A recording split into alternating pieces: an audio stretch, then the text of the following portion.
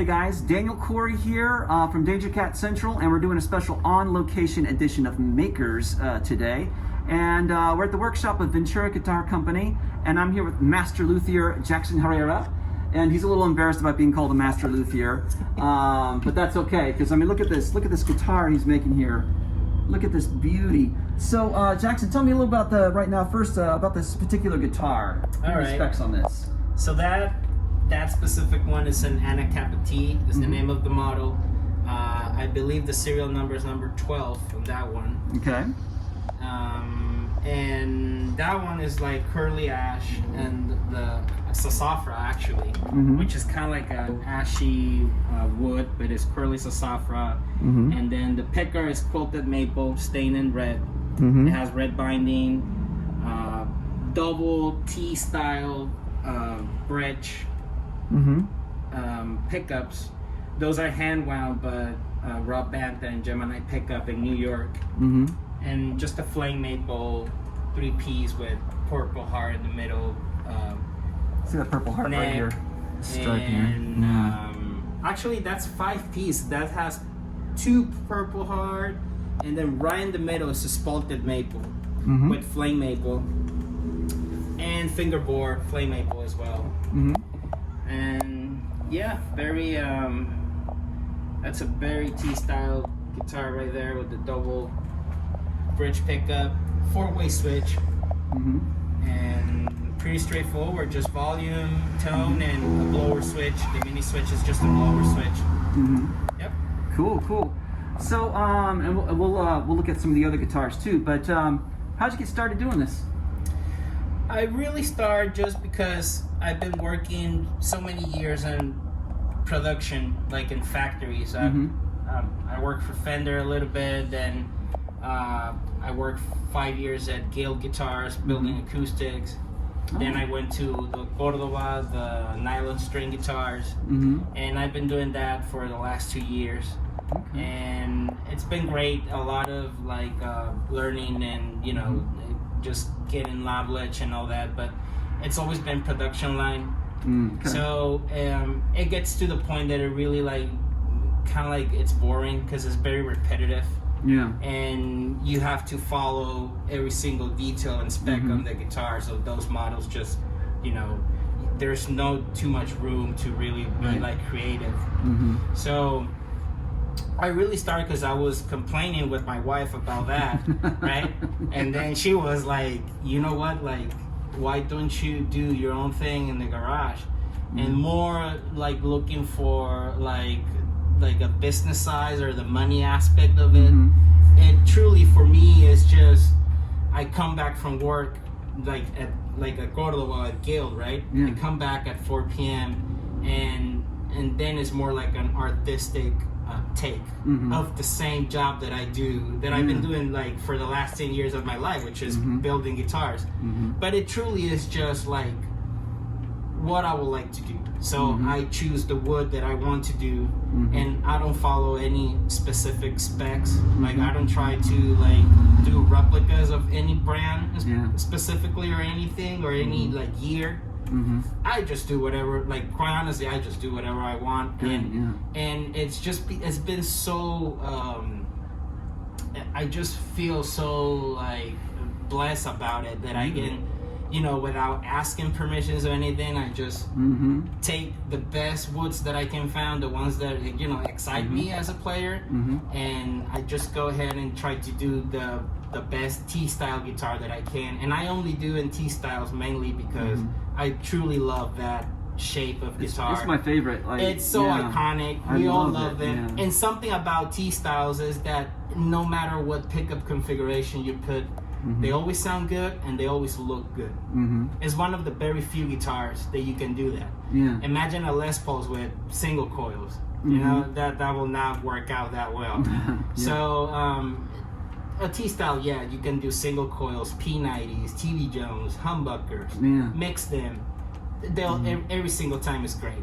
So I really love that shape, and what I'm trying to do is just do as many, like trying to mix all the combinations that I have in my head and see how many different T styles I can make. That's like the challenge. So part of my philosophy is I always try to build like one of a kind. Like for example, that guitar, like that aesthetic, I just will not repeat it again. And it's been fun. It's really fun. And I feel just really blessed, and you know, some people have given me support and on Instagram, and yeah, that's what we're doing right now. Yeah, man. Well, you're living a good life here, right? I am. I can't complain. It's been hard for all of us. You know, last year was hard for every single one of us at different levels. I just feel again really blessed and like you know, lucky that I was able to spend, you know, my time with my family and just building guitars here in my garage and somehow pay the bills. That it's amazing, you know.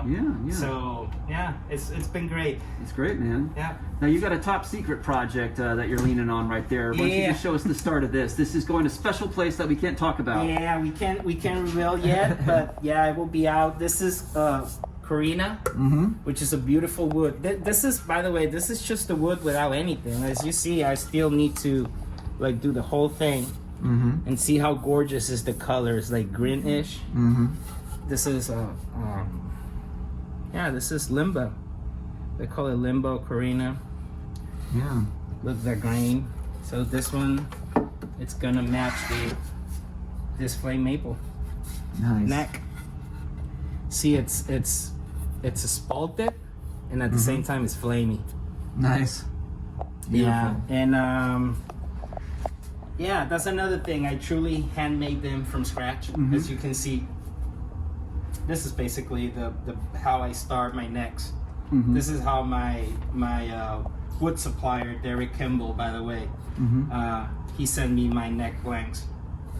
Nice. And well, I already did the neck pocket and this guy and the outline, but this was also like just like a chunk of Corina that I received. And I go one by one.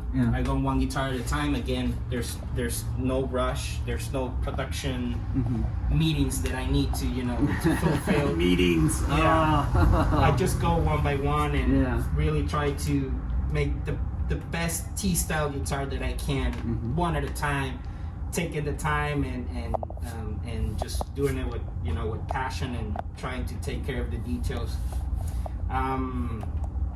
I feel very honored to using the components and the suppliers that I use as well, like the shredder bridges outside here in North Carolina and North California, outside of Sacramento, Gemini Pickups in New York, Derek Kimball woods, and commercial forest as well. I use commercial forest a lot, and Spercios locking tuners, which are the only tuners made here in the United States for electrics. Really? Yeah, interesting, right? Yeah. So another cool thing about these guitars is they're completely handmade, one of a kind, and every single thing that you see on that guitar is truly American made.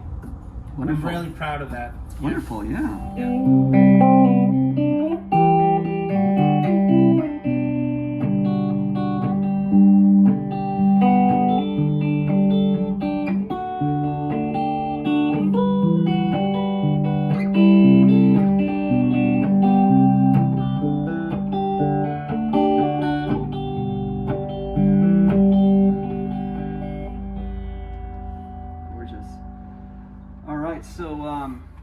Tell me a little about this one. That is ash, one piece ash. Almost natural. I cheat a little bit. I exaggerate a little bit the grain. Oh, okay. With color. It's almost natural as you see. Brown binding. The picker, half picker, it's ebony. Again, same. I'm always use the same my same team, right? I'm really proud of just using their product. I think they're the best out there. And those are Alnico 3, which is not very common for humbuckers. Alnico 3 humbuckers, AK Gemini Pickups. and that neck is also 5-piece neck, but this time it's flame maple, 3 flame maple pieces if you see in the back with 2 stripes of ebony. Yeah, gorgeous. Mm-hmm. Very nice. Yeah, and what's the story on the coins here? You got them on the knobs, you got on the back here, and yeah, that's my friend David in Pennsylvania. He just made those for me, and really artistic guy, you know, just like I think they call this art hobo. I'm sorry if I'm saying something that is a mistake, but I'm pretty positive they call this hobo nickels. Oh, okay. Which is just the that sounds art. right to me. yeah, right. It's just the art of like doing replicas of coins, but like doing some tweaks. So this one, for example, that he sent me as a gift was this is the Kennedy $50. The Dia de los Muertos edition. And he just did it kind of like that, like a skull version of JFK. Yeah. It's just something cool, artistic that I dig personally. So I put it in that guitar on the back. I laser printed. Yeah, no. And awesome. I always use those knobs. I just love them, the look, and I like big knobs and guitars. I think knobs is something that it historically is always like it's been like they never give the attention that they might need, in my opinion. It's always like, you know, plastic knobs or they're just knobs. For me, there is something that is so part of the guitar. It's right there in the front. Yeah. You know, I like that David's doing things like that, and just it's so fun to watch them. And they're so, since they're so big as well, it's so easy to use them as well. Like if you want to control the volume when you're playing, they're just really spot on. Okay, all right. And tell us about this. What's this extra switch right here? That's something they call the blower switch, I believe, which is nothing else than a bypass. I like to do those a lot in my guitars. It's the bridge pickup. Yeah. When you bypass all the wiring configuration, like the pots and the switch. Oh, okay. So it's like a natural booster, kind of. Is this equivalent to like something they would do with an S1 type switch, or is it kind of different? Yeah, yes, sort of. It is like an S1. It's just that I just put it like as a switch. Yeah. Because for me, it's more practical. Just I don't know. Right. Okay. Yeah. Yeah. So we got a three-way switching here, and we got the direct switch there. Yeah. Yeah. Got a nice variety of sounds here with this Kelly here. Yeah. Yeah, it sounds really nice.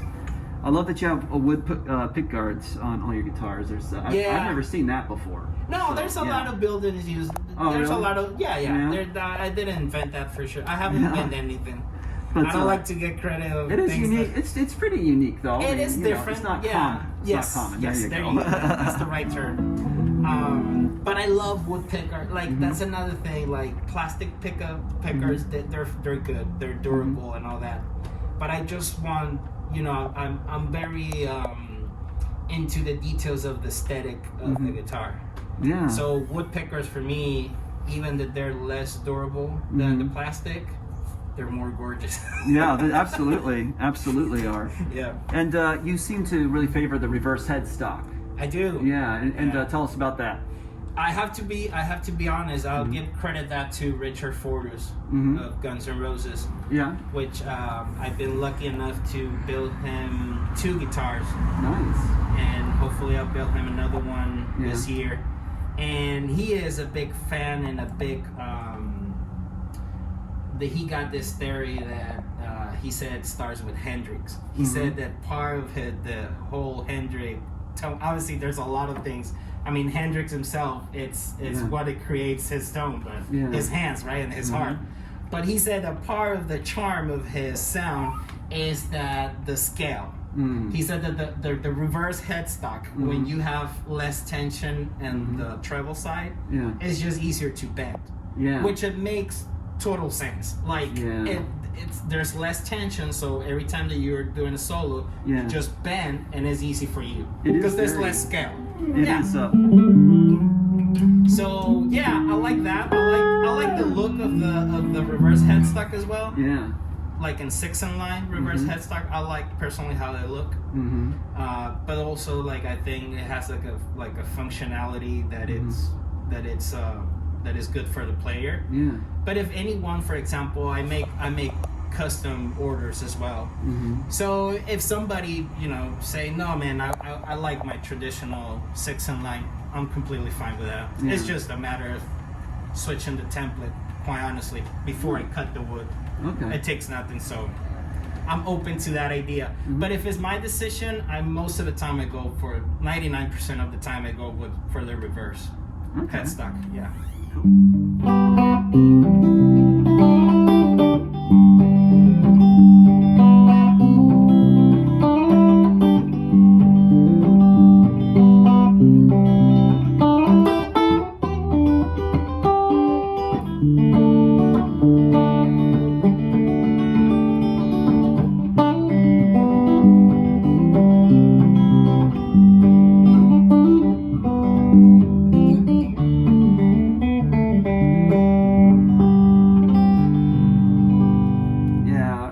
This one plays a lot. It's Yeah. just got a real nice feeling. You got a fatter neck on this one. Yeah, those ones. Well, as you see, the 3 of them are really different, and the neck profile. Yeah. That's something that I also don't like, you know, limit.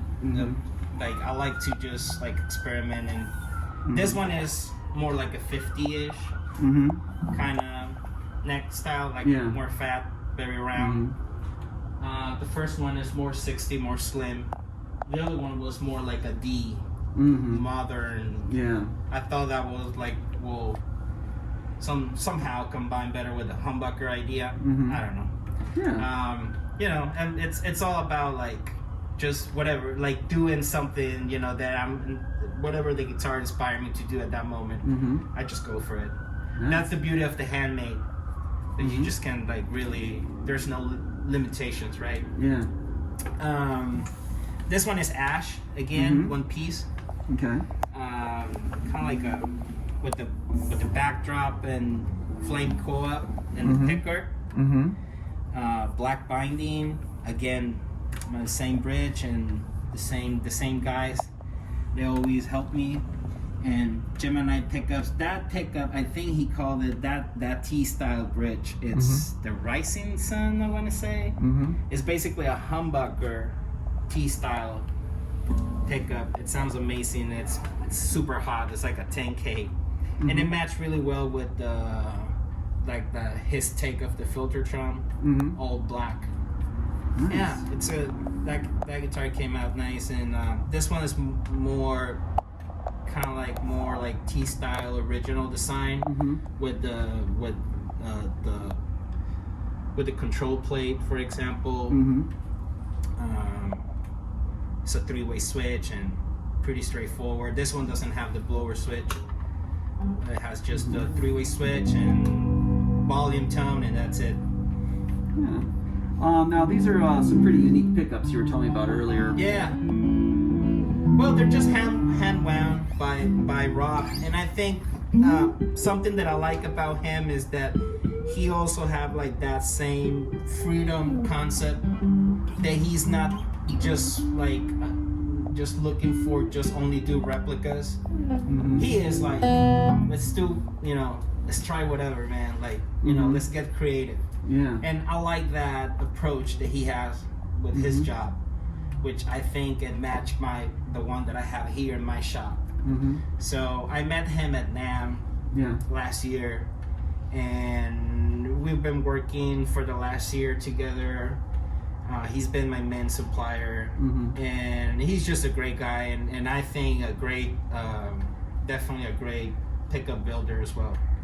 And what I love about all the things that you see in that guitar is that it's truly a bunch of just small companies, you know, doing their thing, and now we're all integrated in these guitars, and I'm really excited about that. Yeah. No, it's you absolutely should be excited about this, because look at it. It's gorgeous, and it plays nicely. And it's got a really good action, like you were talking about. You know, we wanted to, you know, be able to bend well, and you got the reverse headstocks on there. Definitely you could do a little shredding on this thing without much effort there, which I'm not a shredder, so I will not demonstrate. That's right. I'm more of a player singer. Yeah, singer-songwriter, yeah. Cool. But I'm sure you can get somebody in here to shred sometime at some point. But yeah, man, this is just so nice.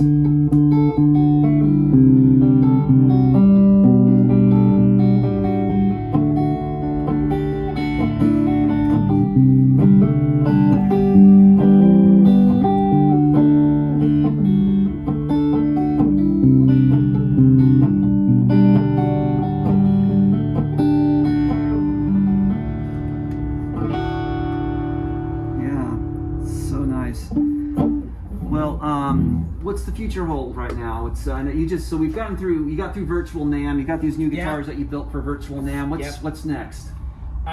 Keep building. That's pretty much what I have planned for the rest of my life. Hopefully. Yeah, good. Is just keep. I'm a very simple guy. Somebody asked me that the other day, and I would just say like, man, I really don't have any other aspirations just to be with my family and build guitars. Those are the only main things that I just want to keep doing. Great. Raise my son and keep building guitars in my garage.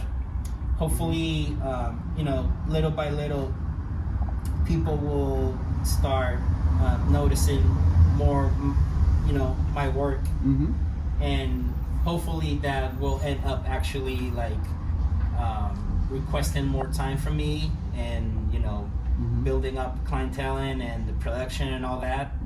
And I'm just happy, I'm just enjoying the ride.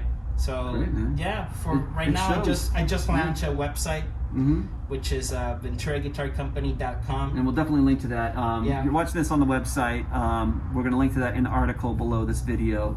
And I have the Instagram page, and I try to put as much info that I have. I'm not really good, I'll be honest with you. I'm not so good about keeping updated daily as I should. Well, you're doing this, but it's a one-man shop. So and the other thing is that I just don't want to bother people. When I feel that I don't have something exciting to show, I just I just stay offline. It's never a bother though. To see you could post a picture of this guitar every other day and you'd be happy. So, honestly, don't feel feel inhibited about that. Okay. So, other than that, I'm doing my best that I can with the social media, but that's the future, hopefully. Yeah, man, absolutely.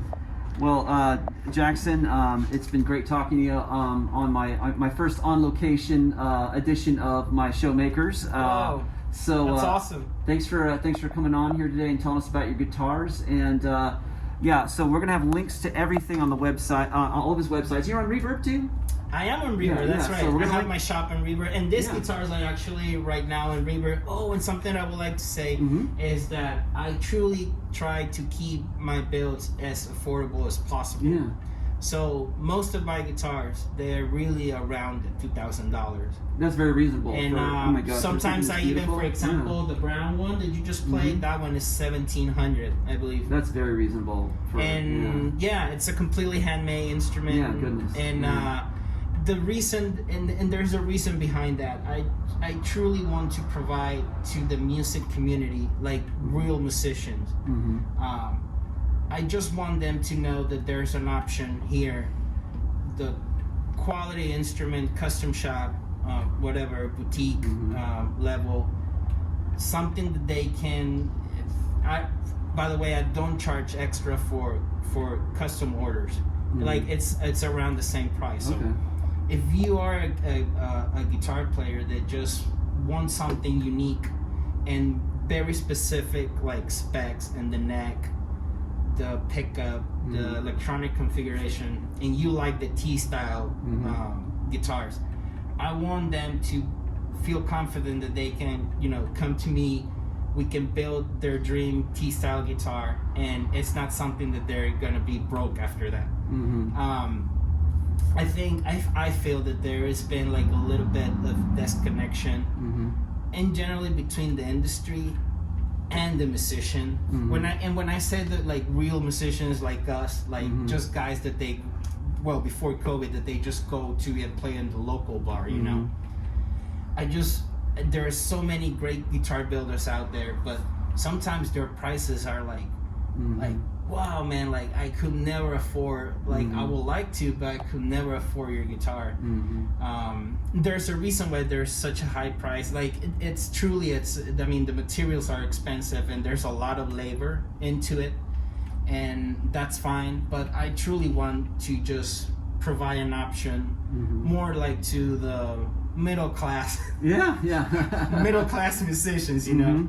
So it's just, you know, it's just an option, and I'm glad to be doing that.